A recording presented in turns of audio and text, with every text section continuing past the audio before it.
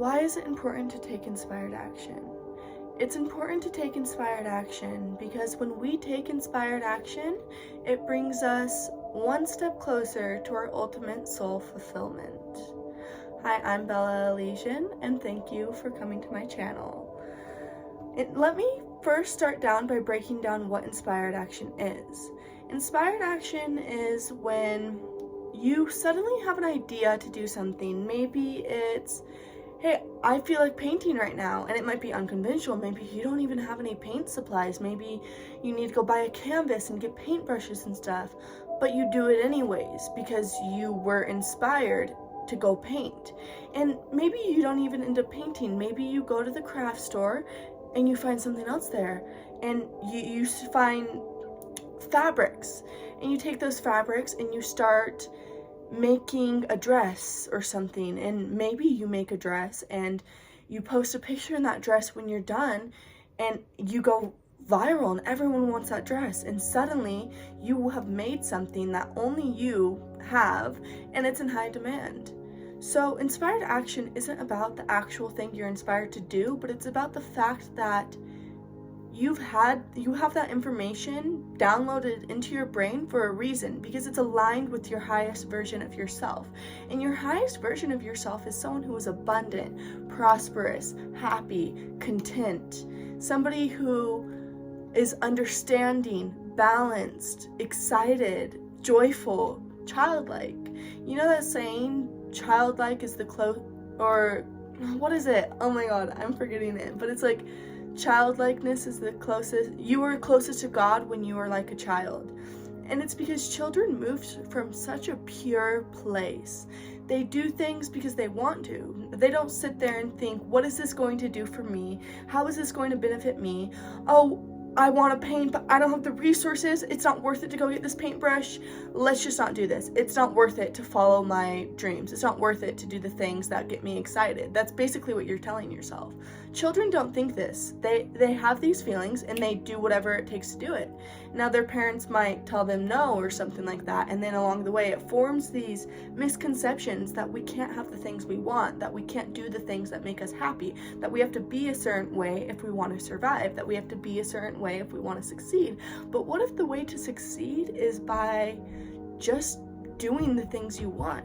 What if following those little inspiration kicks, those little hits you get of these ideas, of these things that make you excited to live, what if following those actually leads you to your highest version of success? I was watching this video the other day, and it was Wizard Liz. I love her. She's just an angel. But she said something that really hit me, and it was like, there's only 1% of people who are actually successful. And I'm not and she wasn't she said, sorry, and she's not talking about people who have a lot of money, because money isn't necessarily successful. Because she was talking about how, like, there's people who get all this, like, think of the wealthiest, most famous people, and they're still depressed, they're still unhappy. And it's because when you reach that, like, point where it's like you're just doing things just for the success and everything, you get to a point where it's like there's no progress to be made, there's nothing to do, you're not really truly following yourself, you're not growing, you're not changing, you're not following those little inspiration kicks, you're just going along with what makes the most money, what looks the best. And in this video, she didn't say all that, but she did touch on that topic, and she went on to say how that 1% who are truly successful, it's not because they have a lot of money, but it's because they're genuinely content within themselves. It's because they believe in themselves. It's because they're so delusional about themselves that they believe they're just, not that they're better than other people, but that they're the best. That they love everything about themselves. They are brave enough to literally fall in love with themselves. And my favorite book that I've ever read is The Courage to Be Disliked. I can't remember the author right now, and I'm so sorry, but it's literally the best book I've ever read. And what it talks about is when you are truly yourself and you're not doing things that you think are going to make other people like you, or things that you think are going to make you look good to others, like going after that money, you know, getting all the nicest cars, getting the nicest house, or like following all the latest trends, da da da da. But when you're just doing things that genuinely make you happy, you're going to be disliked. a lot of people are gonna dislike you. A lot of people are gonna hate you. They're gonna think you're a freak. They're gonna think you're a loser. They're gonna be like, why is she curling her hair? Straight hair is so much better. But it has nothing to do with you, because they like straight hair on them, and that would be them following their path. But me, I like my hair curly, so I curled it. And that's me following my path, following what makes me happy, what makes me feel good. And that's the thing. When you make a decision, there's always going to be people who don't like that decision. The only way to keep everyone happy, everyone liking you, is to wear so many masks that you're a different person around each person. And that's no way to live, because then you're just miserable. And when you behave that way, you engrave this perception, this perspective, this mindset that being who I am is not good enough.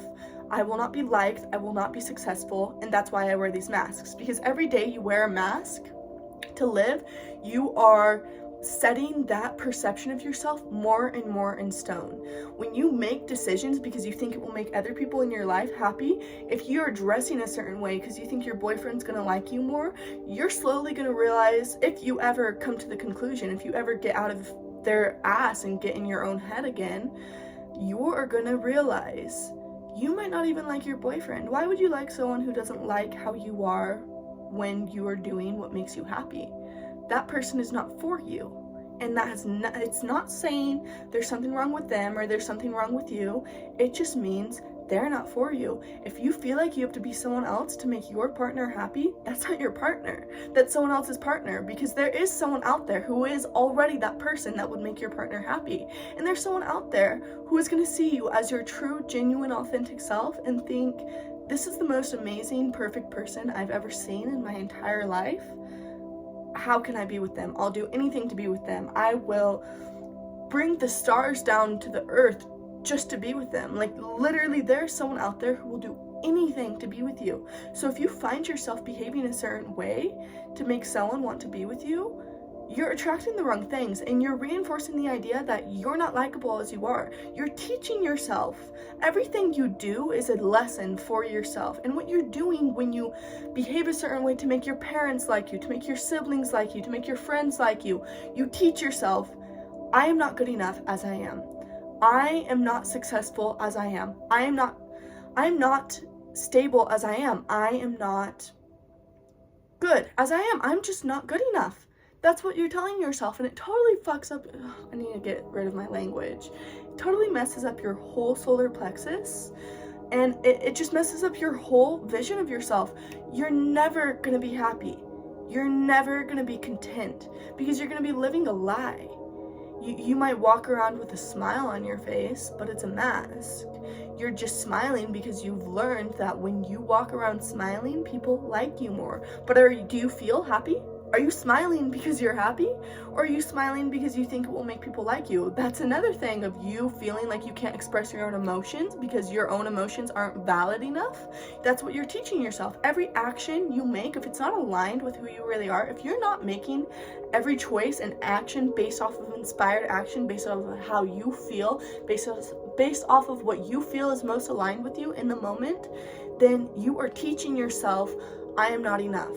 My opinion doesn't matter. My emotions don't matter. My wants don't matter. My needs don't matter. What matters? If none of your own shit matters, what matters? What other people think? Why would you care so much about what other people think? And if they are going to have a problem with you being who you are when you're authentically yourself, why are they someone you want in your life? Why do you have people in your life who expect you to behave in a way that is unauthentic to you?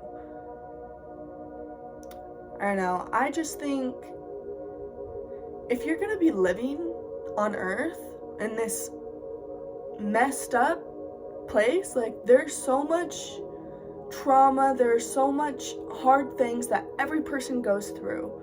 And if you're gonna be living here, learning and taking everything as a lesson and growing, then you better be growing into someone who is genuinely you, and not growing into the mask that you think will make everyone happier. If you are gonna be choosing your job, choosing your hairstyle, choosing your clothes, choosing how to do your makeup it better be the makeup that makes you excited, like a child, like Christmas morning, like when you're sitting down to do your makeup, to do your hair, to pick out your outfit, you better be 10/10 cycles are completing. You better feel complete. You better feel like there's nothing in the world that could make you happier. And if you don't feel that way, you should sit down and ask yourself, who am I doing this for? If this isn't making me excited, why am I doing it? If this doesn't make me happy, make me feel fulfilled, why am I doing this? Who am I doing this for?